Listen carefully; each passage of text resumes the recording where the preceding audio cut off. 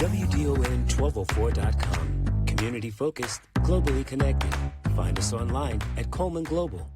WDON is proud to present our latest podcast, The Colors of Sound. Our mission is to create a safe space for community members from around the world to share their personal stories. Listen on all streaming platforms or on our podcast station, WDON1204.com. The Colors of Sound podcast. Discover how much we have in common. Welcome, ladies and gentlemen, to another episode of the Colors of Sound podcast. I'm Timothy Stone Dancer Coleman. I have the honor of introducing you to Joanne Coleman. She is my auntie. She is more than just my auntie. She is a published author. She is a mom. She is a mentor. She is an educator. She is a community activist. And she is here with us today to talk with us about life, love, and all things art. Auntie, welcome to the show. Thank you, Tim. It's a pleasure to be here. I love you. I'm so glad you invited me. Thank you. I love you as well. And so, this is going to be a wonderful conversation where we're going to introduce folks a little bit to your past and where you're from and how you grew up. We're going to then talk to folks a little bit about what's happening for you right now in your life. And then, because I believe in teachable moments, I believe that sometimes people need to know about vision and what we plan or hope or have faith for that is coming in the future for our life. And, so I want to jump right in and say, where were you born? Where are you from originally? I'm from Philadelphia originally. Yep. Lived there for, pretty much until I was about 30 years old. Yeah. Okay. Now, it just so happens Philly is one of my most favorite places to visit. I didn't know until we started talking about you being on the show. I didn't know that you were from Philly. And I used to go to Philadelphia for probably about like a 5 or 6 year span. I was there twice a year. And at one point, when I very first went there, I was performing.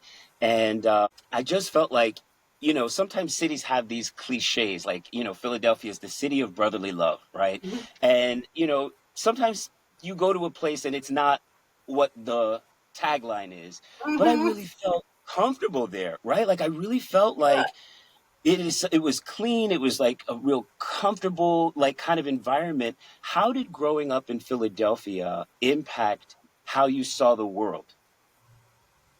Well, I think growing up in the city is so much different than growing up in the suburbs. My experience in the city was, we were kids playing on the sidewalk, Right. hopscotch and, throwing balls in the air and doing all the sorts of things, riding our bikes, just, we were outside all the time. And Right. it was just a great childhood. It was a great childhood. I have an older brother and a younger sister, and, we did things together, and we had amazing parents, just amazing parents who were exemplars for us Mhm. in a very, very good way. So, yeah. So, I enjoyed it, while I was growing up. It was fun. It was fun. That's cool. And so with your, let's talk about your parents for a moment. Were Sure. they both from that area? Like what was a little bit about their background and, also include what was what is your faith?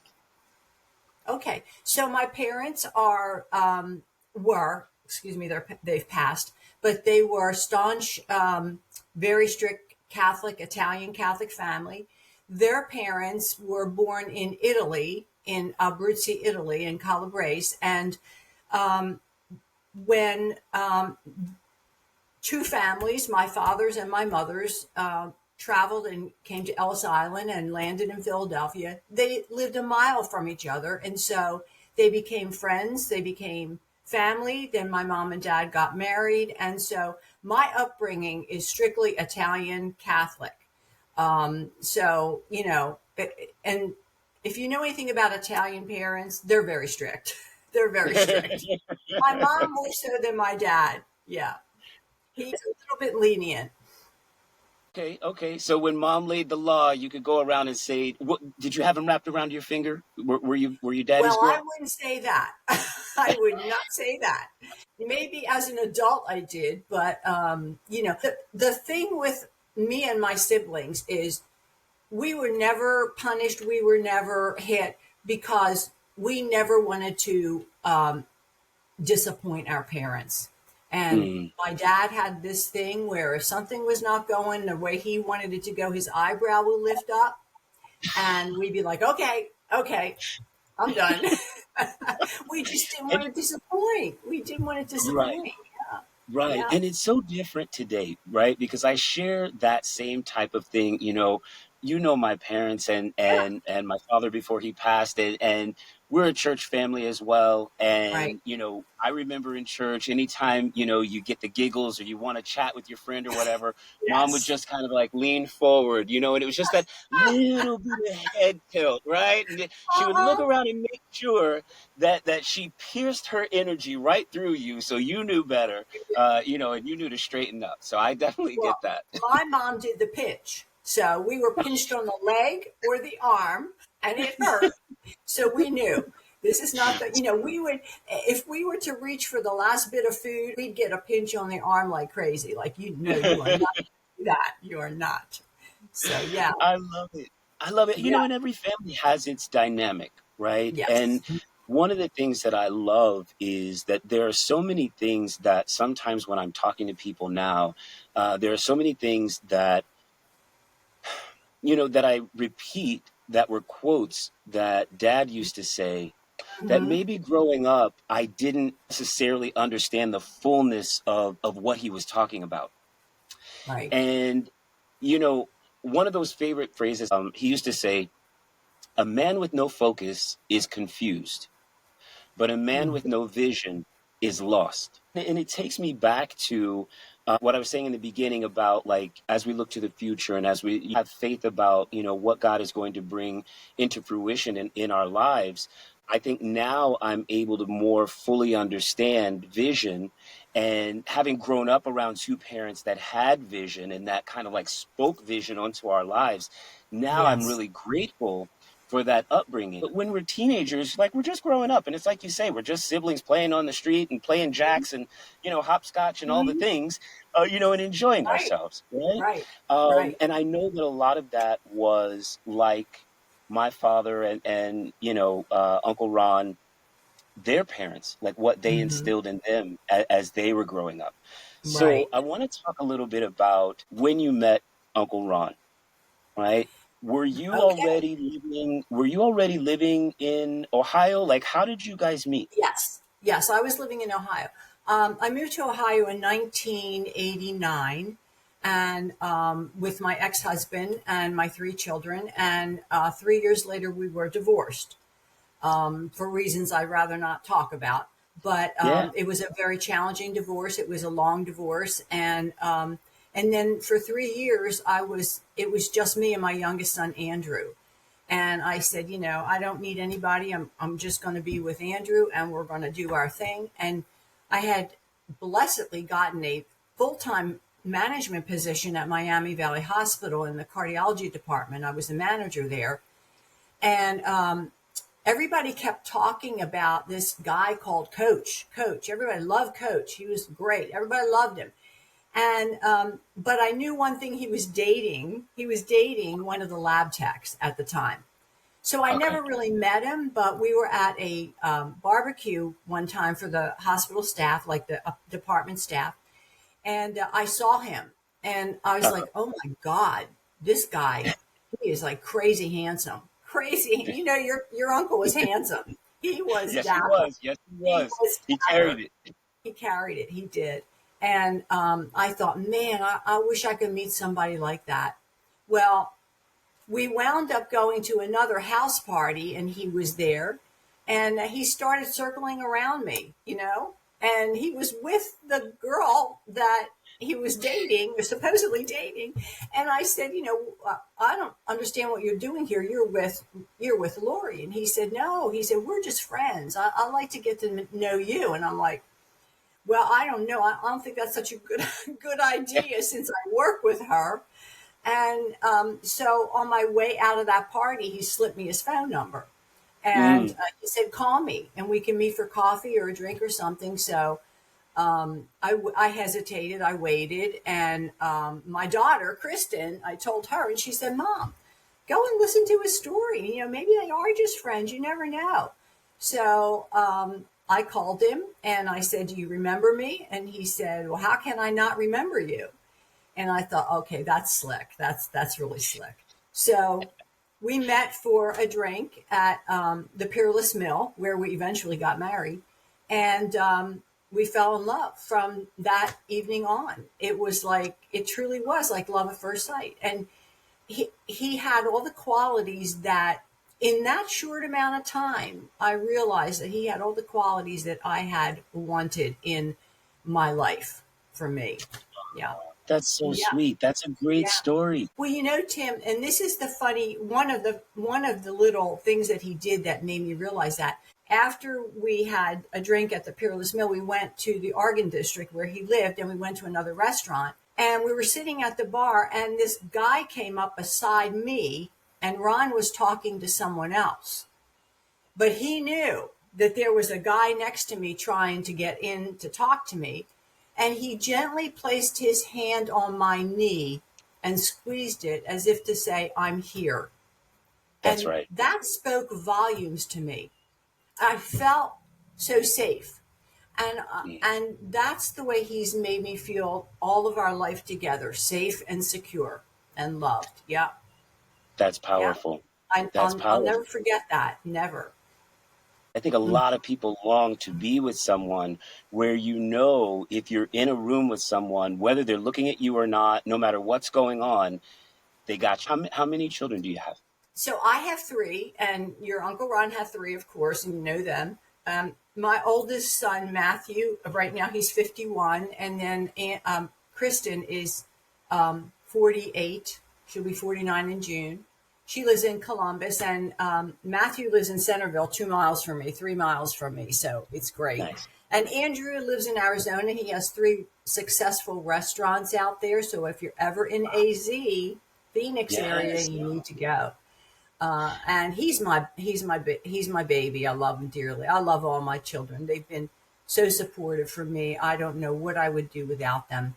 And then of course Uncle Ron had Susan, Kyle, and Kurt, and they're Right. amazing kids. And we, when we got married, it became a blended family with challenges. Of course, it always is when there's an ex involved, and but we managed to get past those in a very unified way, Hmm. because our ultimate goal was to have this family who would be Christ oriented, Christ centered, and love each other. And we Yes. truly were blessed that that's exactly what happened. That's exactly what happened. Yeah. So if you don't mind, if there is a story in this next question, because this isn't something that I thought about until you just gave that response, is did you and Uncle Ron have any challenges during the time period when you met of a black man and an Italian woman being together? Did you guys face any challenges from that type of union? Tim, your uncle was always very aware of people around him and people looking at us, Hmm. and he would, not very often, but sometimes he would say, that lady over there is not very doesn't think this is a good idea. And I would say, what are you talking about? I didn't notice anything. So for the most part, it was not difficult for us. It wasn't. My family was so open and loving. They adored him from the moment they met him, just adored him. And he adored them. And my siblings fell in love with him. My friends fell in love with him. And there was everything to love and nothing to gripe about. Right. So I feel very blessed and fortunate that we did not have that. Every once in a while, people would stare, but Right. I think we made a beautiful couple, and that was how we felt about ourselves. Do you feel like when you were raising your children, did you have some of the same types of rules, or did you raise them with the same kind of values that you feel like you were raised with? Yeah, on the funny side of it, I do remember saying to my kids, well, you'll know when you're a parent, that kind of thing, because I always heard that from my mom. Well, you'll find out what it's like when you're a parent. But oddly enough, my children give me so much credit for allowing them to be independent of me. I always taught them to take care of themselves, and I always gave them a, a, a wide range of choices within a structure, and they always acknowledged that being so good for them because they were able to make choices within the boundaries that I gave them. And I think it's important for kids to make choices, but they have to be within boundaries. And that's where they learn best. That's a huge teachable moment in that, ensuring that the boundaries are clear. All of those things make you more well-rounded. I look at my kids' success and, I don't want to take credit for it, but what I take credit for is that they were able to go and be successful because of how I raised them. So I think that that's an important aspect. I do think parents should take more credit when all of the labor and the silent tears and the silent prayers and the nudging and the small seeds that you try and plant, in your children's lives, when all those things kind of do work out, I do believe you should take more credit for it, because I say this to folks all the time, when to young people, when I'm doing workshops and they talk about, the people they idolize, and they're talking about so-and-so just won a Grammy and so-and-so is this famous actress. And I said, but nobody gets to the microphone by themselves. Right. There are mentors, managers, teachers, community members. Like nobody gets to that level of quote unquote success alone. And so I think we have to pay more homage to those who played that powerful of a role, especially our parents, in our lives. Yes. Welcome to The Gladly, a contemporary neighborhood eatery nestled in the heart of Central Phoenix. Here, local chef Bernie Cantat crafts flavorful new American cuisine blended with innovation and tradition. At The Gladly, every dish is a celebration of taste, paired with the extensive beverage program boasting over 350 whiskeys. Join us and savor the magic of The Gladly, where every meal is an experience and every visit a memory. Share your story on the Colors of Sound podcast. Our mission is to create a safe space for community members from around the world to share their unique stories. Do you have an interesting story to share? Or perhaps a journey of triumph from a challenge that you faced? Do you want the world to know about your talent? Visit our website and complete our guest intake form at WDON1204.com. The Colors of Sound podcast.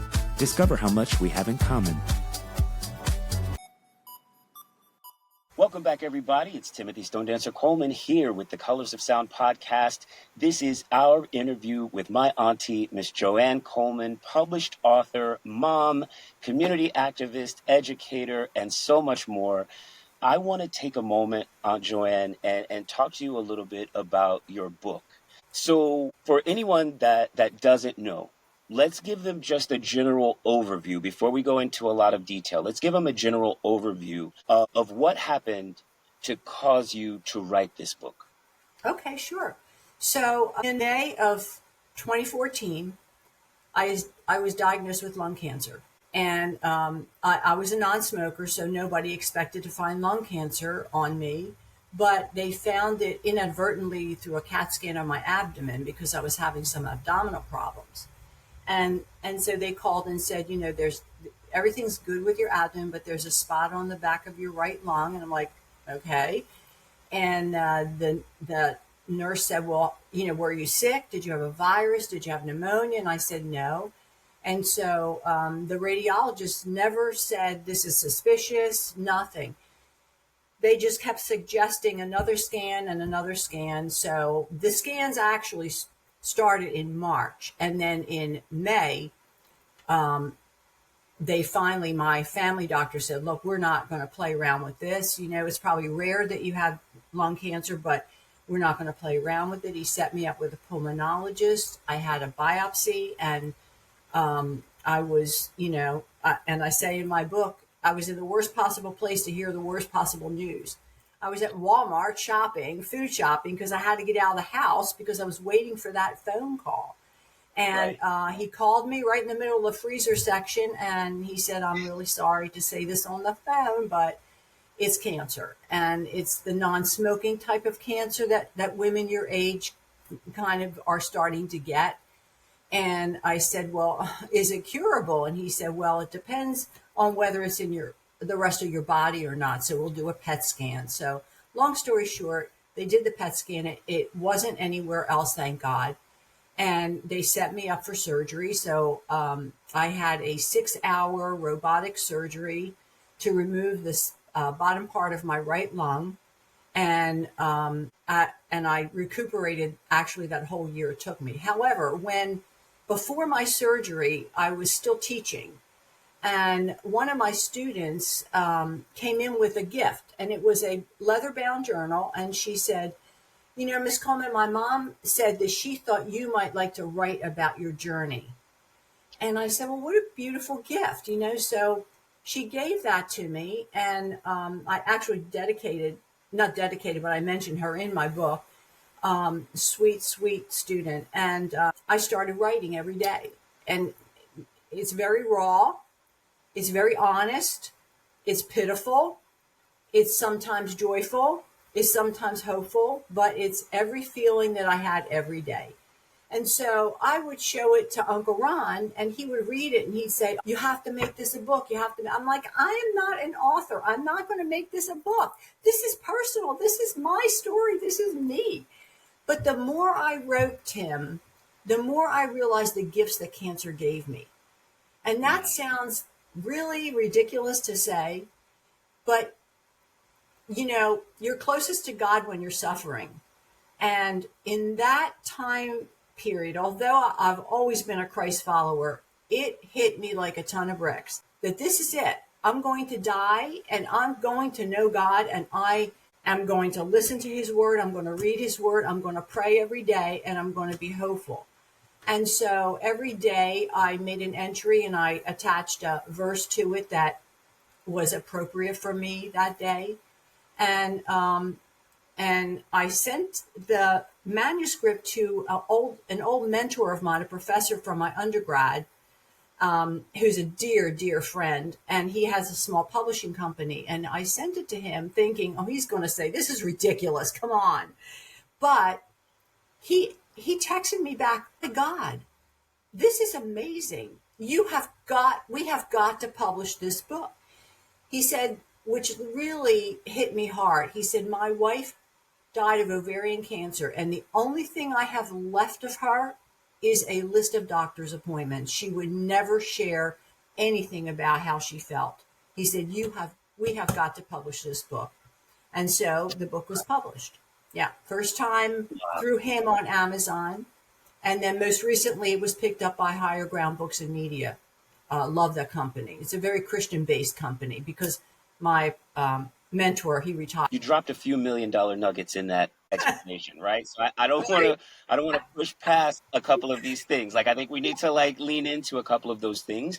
The gifts that cancer gave me. Everybody on the planet has been programmed that particular word is the beginning of an endless autumn. Right? Like an endless, here are the clouds, here's the rain, we're moving into the darkness of winter, and you need to wrap things up as best you can because you don't know, no matter what the doctor says, how long you've got left. Right? That's the very ominous way that word cancer hits everyone. You are different.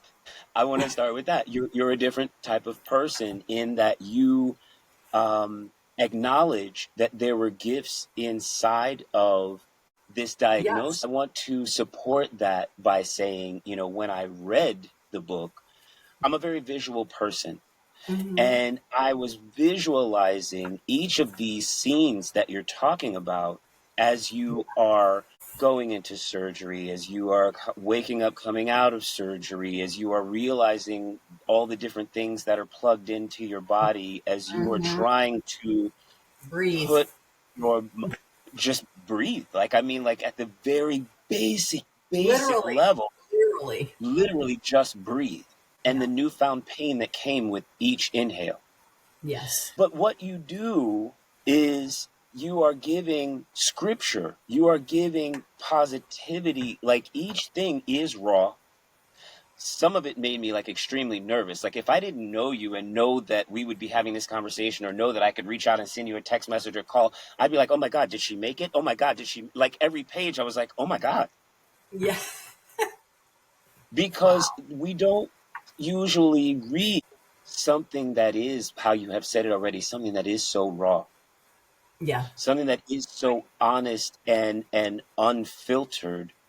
However, it's simultaneously so faithful and so hopeful, Yes. right? And it doesn't mean that there weren't moments of despair. It doesn't mean that there weren't moments of question. It doesn't mean that there weren't times when you're like, I don't even know. Like, I'm just here right now, and today Mm-hmm. is just going to be today. Yeah.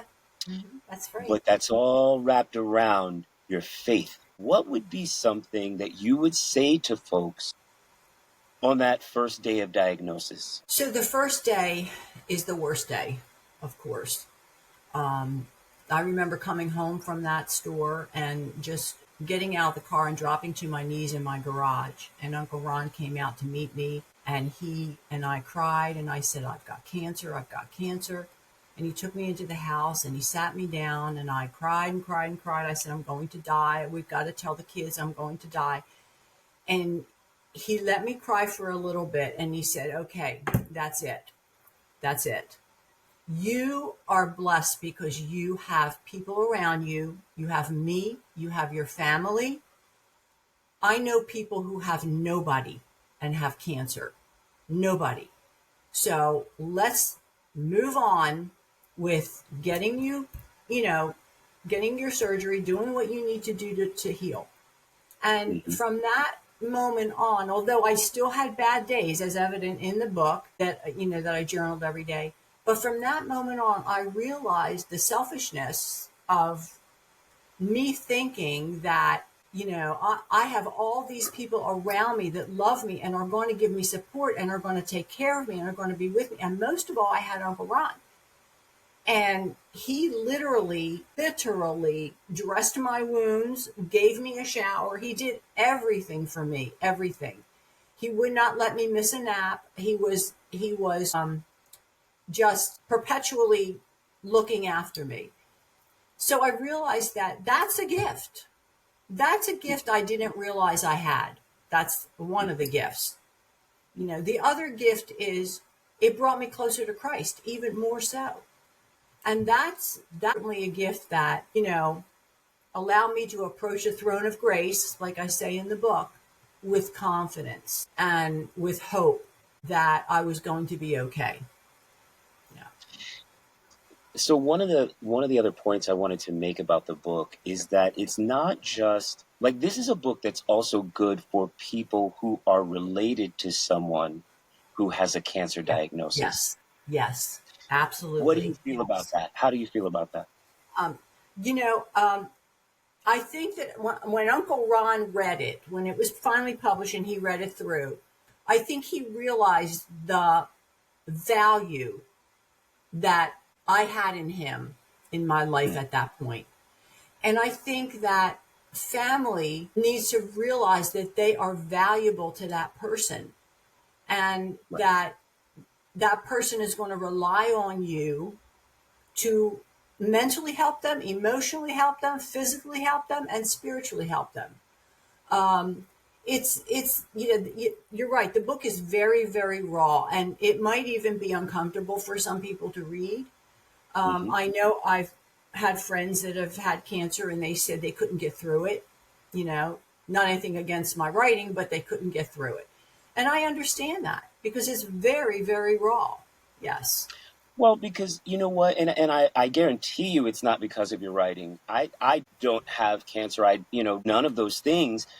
And even for me at one point, I put the book down for a second because I said, wow, like with all of the things that are happening in the world, with all of the things that are always trying to steal our focus, with all of the things that we think are important, and we're trying to get the next thing and the next thing and the next thing, we've got a tremendous amount of our fellow global citizens who are going through things that are forcing them to think minute by minute, day Yes. by day. And it's not so easy to go to just any person on the planet and say, okay, well, where do you see yourself in 5 years? In some cases, it's like, well, I don't know. Like, where do I see myself in 30 minutes? Yeah. Yeah. Right. Right. And Yeah. so I would say, once I picked the book back up, like I had to come to terms with honesty. I feel like there are other stories that we've seen on television, like everything rushes the actual experience. Usually in a movie, think about it. The last time, like, name any movie that you've seen somebody and they've been diagnosed with cancer, and it's always the same thing. The family shows up, everybody's crying, there's a lot of sadness, everybody's trying to rally around so and so, and then the next scene they're at the funeral, Yes. right? Like Right. we're not even trained Right. to think that there's something on the other side, That there's a hope. Exactly. Yes. that And I there's a think, hope. yes, that there's a hope. I think that one of the greatest gifts it gave me was a laser sharp focus on who I was, what was happening to me, and my surroundings and my family. Because we go through life sometimes, and you're like, oh yeah, yeah, that's my cousin, that's my nephew, that's my father, that's my husband, but we don't really have a sharp focus on that person and what that person means to us.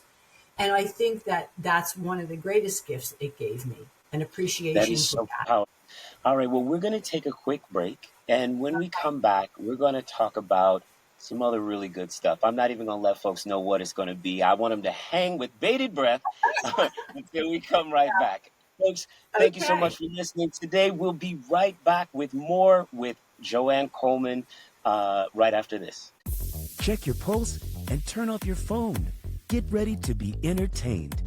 The Bronx Education is back, and we've got more youth voices, educational partnerships, exciting global discoveries with Alexi Gingertopoulos, dollar store science experiments with Dr. Whitey Black, and tons of ways for you to engage with us as we bring laughter and knowledge right to your doorstep. Me and the crew welcome you to Season 3 of The Bronx Education. The new season of The Bronx Education is here. Every Monday at 4:30 p.m. on Channel 67 Optimum, 2133 FiOS. Welcome back, everybody. It's Timothy Stone Dancer Coleman. We're here with the Colors of Sound. We are talking to my auntie, Joanne Coleman. We just had an amazing segment about her book, One Day in May, and her cancer diagnosis and the path that she was on with really her faith walk and her coming out on the other side of that diagnosis. We appreciate that you were so honest and willing to share, how supportive Uncle Ron was for you during that period of time. But now I want to shift gears just a little bit, right? Because life is happening simultaneously, right? There's always something going on, and Yes.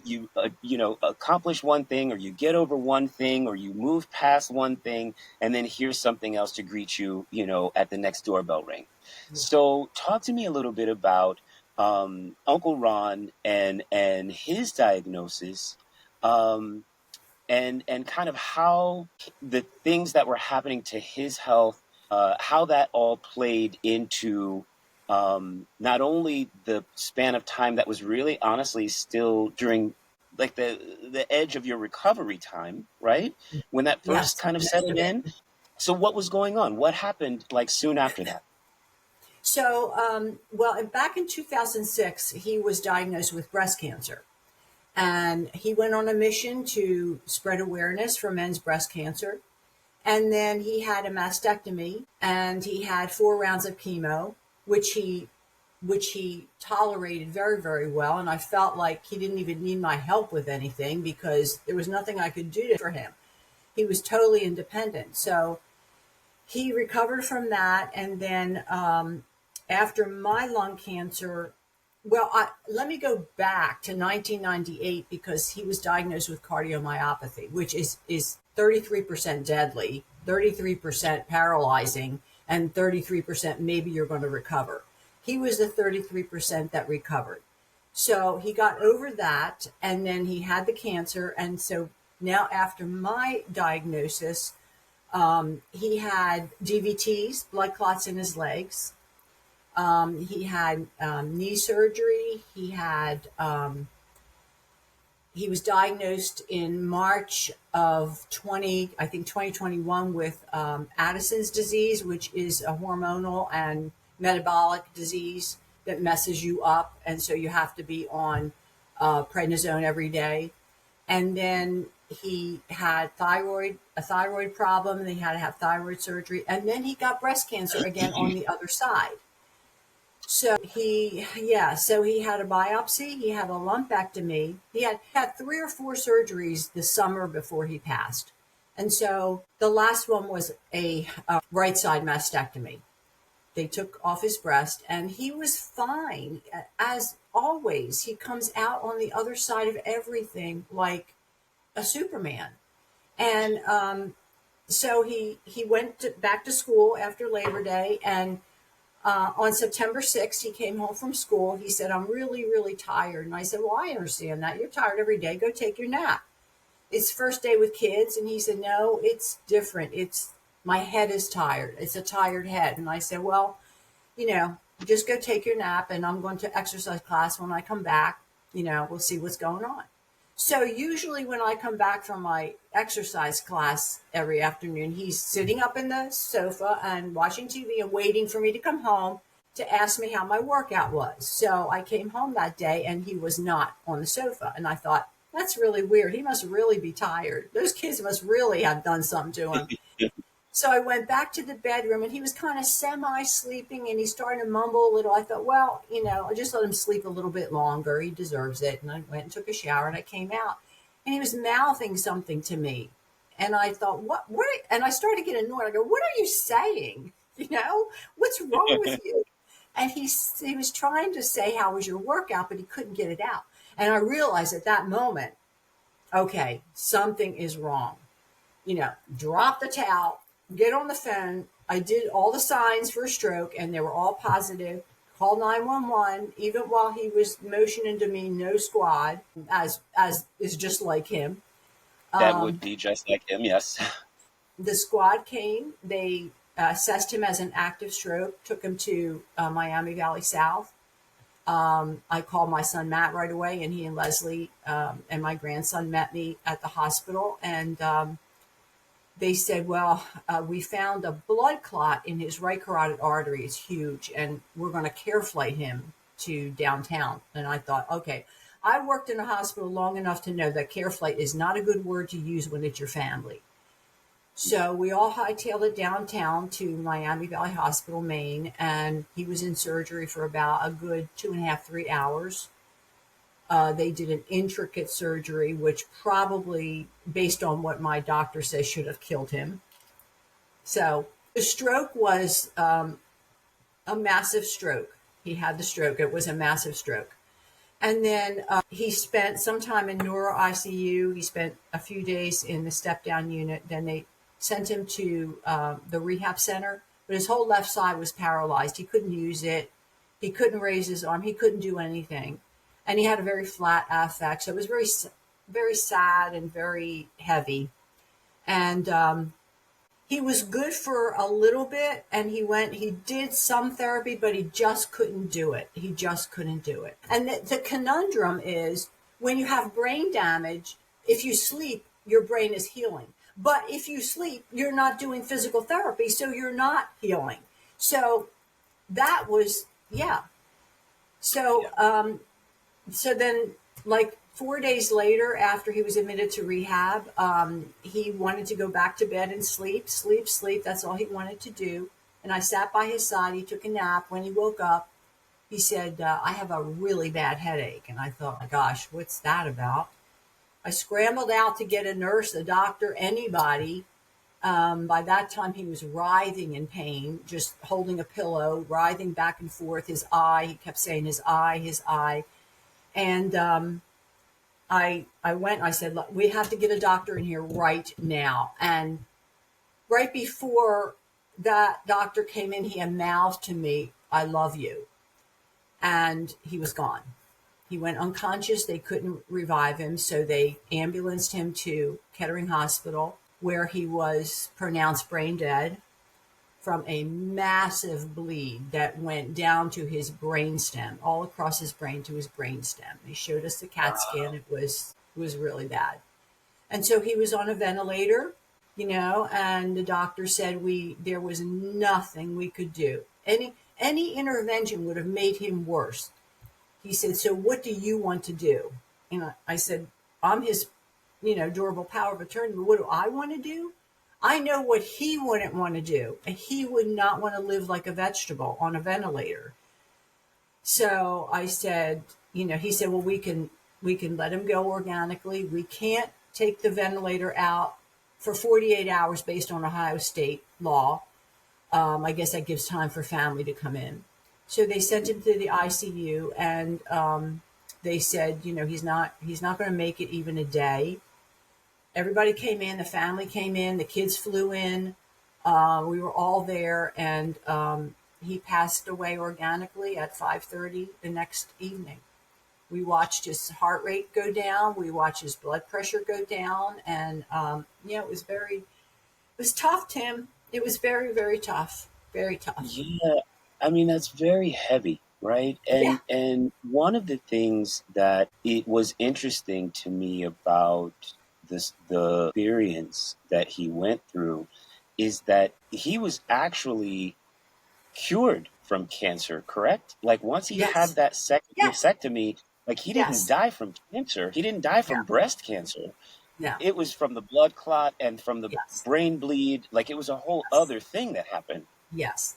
Yes. They think that during the surgery for his mastectomy, a blood clot through and went into his carotid artery, and they couldn't use a what do you call it, thrombolytic, because he was on Xarelto, which is a thrombolytic, and that is probably the reason why the brain bleed was so massive. Yeah. Okay.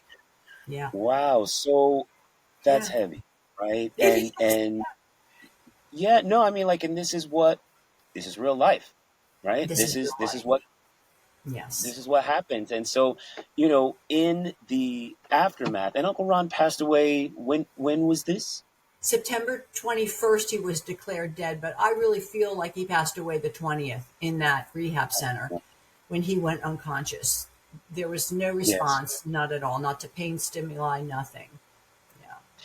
And so how does one, because there's a grieving process, Oh, right? yeah. And I know that there's a lady in my building who lost her husband not too long ago. And, there was a period of about, I don't know, 2 or 3 months where I didn't see her at all, right? Mhm. And they're a little bit older. And one day I saw her while I was walking my dogs, and she was kind of like looking down at the ground, and she happened to look up and see me, and I said, "Hey, it's so great to see you outside. I'm so grateful to just see you. Like, how are you? How are you doing?" And she said, "Everybody's telling me I have to just get over it." And I said, "Well, wait a minute, wait a minute, wait a minute. You don't need to get over it. You need to get through it, Yes. right? Because Yes. you can't forget how much your husband loved you. You can't forget how Right. much you guys meant to each other." And then, as a little bit of Coleman humor, which thank God it worked out, I said, "You also you can't forget how much he used to get on your nerves." I said, so, and she starts laughing, and she, it brings a smile to her face. And she was like, nobody said anything like that to me. I said, it's okay to love and to grieve and to Yes. let your time be your own. Yeah, because there's old sayings, time heals all wounds, you'll get over it, you'll meet somebody else, whatever. First of all, half of me was ripped apart. So I'm not whole. I'm half right now. I Right. don't know who I am. I don't know who I'm going to be. I don't know what my purpose is, and I don't know what to do without him. So when half of you is ripped apart, it's like you fall into a million pieces and none of them can fit back like a puzzle. There's a piece missing and it's going to disrupt the whole puzzle. And that's the way it is for me now. So grieving is going to be my lifelong process. I read something where it said grief comes like waves of an ocean. You can't stop that. You have to learn how to swim. And that's what you have to learn to do. I have to learn how to swim through these waves because if I don't, I might be like your neighbor who stays in the house for months. I did not do that. I was in a numb state, a fugue. The first couple months, I got things done, lickety split. Everything had to be done, had to be done, had to be done. Very, Right. logistically, everything had to be done. The funeral, the bills, the finances, the life insurance, all that. It's horrible. But then after that fugue leaves you, the acute awareness of what just happened to you is like the stark reality. It's like a nightmare you keep waking up to instead of from. And Right. that's when it hits you. That's when the tears keep flowing. That's when the memories won't stop. That's when you look around this house, and every inch of this house is him. Everything he's done, everything he's, fixed, everything is him. The flowers out back, the flowers out front, the work that he did in the house. And it's hard to get away from that, but yet I don't want to get away from it. Right. And Right.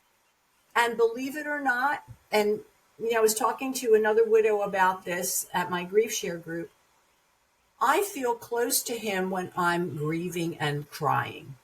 I don't know if that makes sense to you, but it brings him alive for that moment that I'm Mm. crying and weeping for him and missing him. And I never want that to end.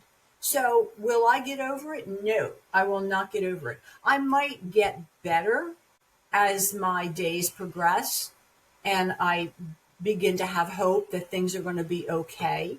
And I get over the fear of now I have to do that myself. Now, there are so many secondary losses, a million little things that pop up now that I never even realized he did that all.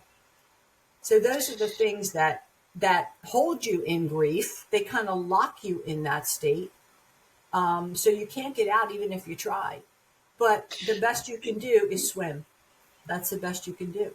You don't realize, in a real partnership, there are some things that the other person naturally takes care of that never crosses your mind. You don't think about it. It's like Right. this just happens, right? Like it's It's like not. magic, right? Like I'm not going to think about the garbage because it's never going to be there anyway. Like Yeah. it's done, Yeah. right? Because that's what the other Exactly. person always took care of, right? And then all of Yes. a sudden Yes. you come into the kitchen and it's like, why is there a full thing of garbage? Like, oh, Yeah. wait a minute, Yeah. now I got to do it. Yes. And I know that Yeah. that's reducing what you're saying to like something really, really small, but I But it isn't. understand, right? But I understand what you're saying in that, you stumble upon new discoveries every day of the Yes. things that were just happening around you and you weren't even taking them for granted. This is different, right? There are Yes. some things Right. that people just Right. take for granted. Yes. These are things that are just a function of a couple of a life, Yes. right? This is Right. just life function. And now all of a sudden it's like, okay, wait a minute, shoot, I better go do this. Like, wait a minute, I got to build this into my day now. And what I Yes. appreciate is that you haven't stopped. You're still going. You're still Yeah. pushing. You're still moving forward. And you're not seeking to get over anything. You're Mm-mm. seeking to go through it. And you Yes. also are with your faith in that walk. You are also with God in Yes. that walk, Yes. right? Yes. Definitely. There are people who will blame God for these types of things. Mm-mm. And that's another form of isolation. That's your spiritual isolation. Mm-hmm. Right. So what That's would you right. say to someone, and even if you want to talk about, like, how did you get to the point where you were okay going and joining a group about, like, what is that even about? Like, what does that look like? So, right after the his service, about a week later, I met up with our pastor, and he said, "I want to sign you up for Grief Share here at church." And I said, "Okay," and that was very raw at the time. He had just passed, but I was willing to do that because I knew I needed help. I needed to be with some other people who were going through what I was going through. My family was fantastic. They were so supportive. But nobody can understand what losing the love of your life can mean unless they've lost it. And so I started going to Grief Share, and I'm actually going to be starting my third session. They're 13 weeks each. I'm going to be starting my third session the end of this month. It has helped me tremendously, tremendously. It has saved my life. I mean, when I tell you the highlight of my week was going to my Grief Share therapy group, that's, you know, not many people will want to say that, but it's true. It's exactly true. And I would tell them that. I said, look, today's the highlight of my week. But you get to share things that you just can't really share with anybody who isn't going through it. Hmm. Hmm. So, I mean, I would recommend that to anyone who's lost a spouse, lost a child, lost a parent, whoever you lose. You need that, and it's a very spiritual program. It's Bible based, so it encourages you even more. There's so much hopefulness in it that you experience when you're talking to other people. You're hearing, even if you don't want to share, you're hearing things that you're feeling, and you're like, "Oh my God, yes, that's exactly the way I feel." So it's been There's it's been life saving for me. that's amazing. There's a power in removal of the feeling of isolation. Yes, yes, And I think when we lean into isolating ourselves off from the world and from people that we love or people who care about us or, positivity in general, and when we isolate ourselves from that experience, yeah, it allows darkness to multiply. yes, Because absolutely. in the absence of light, that darkness is growing and growing and Yeah, growing, and you're running your mind in a million decathlons, you know, yeah, all spinning and spiraling. yes, But the minute you pierce through that with just a little bit of light, a little bit yeah, of opening right. yourself up just enough A to glimmer, even a be in the glimmer. room, Yeah, yeah, right? Like you're right. saying, like even if you don't want to talk, you're hearing other people Yes, that you and don't you're even know, yeah, yeah, exactly. right? You're gleaning some knowledge and wisdom from another person who's going through the same thing that you might have not even thought about. You know, I'll tell you what really is helping me: writing. Mm-hmm. I'm writing every day. I'm writing poetry because I know I sent you my poetry of the poetry of grief manuscript, and I'm still working on that. That has given me such feeling of a release, I guess is the word for it, because all those things I'm thinking in my head, I'm putting down on paper. And, I write to him every day about, things that are happening, how I feel, how I miss him. And believe me, Tim, I will be sobbing writing these things. There will be tears on my paper and when I reread them, I'm sobbing because I can't believe that I'm in this situation. I can't believe that God put me here, but He put me here for a reason. That I do believe. And I'm struggling to know what that reason is, but this is what they say, like the song, I will serve you while I wait. And so while I'm waiting for him to tell me, I want to help other people. I want to further Ron's legacy of helping other people because that's what he did best. That's what he did best. listen, there's a double whammy, right? Because there is Uncle Ron's legacy, and there is, that Coleman thing of being a servant of the community, and of, wanting the best for other people and being there to mentor other folks, and, sharing the things that you've learned in a way that is impactful to each individual and the whole kind of simultaneously. But then there's also your own legacy. And that is one of the things that I wanted to make sure that we speak about before we end this interview, Yeah, is definitely. that your own legacy of what you went through is so extremely, the depth of it, right? That faith walk and that moment by moment. There's a misconception this is completely my own opinion, but I believe that there's a misconception that when you believe in God, when you have faith, that no matter what happens, you're just like, okay, well, everything's going to work out. There are so many things between I love you, Lord, and it's Yes. going to work out. Yes. They're the All of questions. humanity, Why? Yes. yes, all of humanity is between Yes.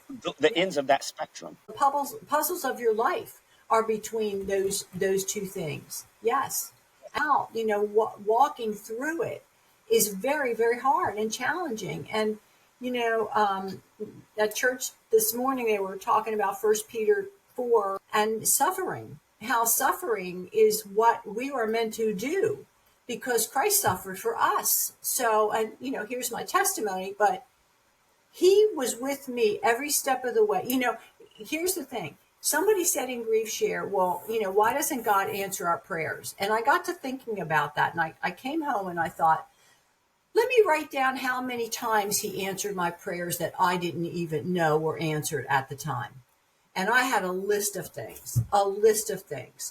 So, some people get angry at God. I've never been angry at God. I remember your Uncle Ron on his deathbed saying, I never asked God why.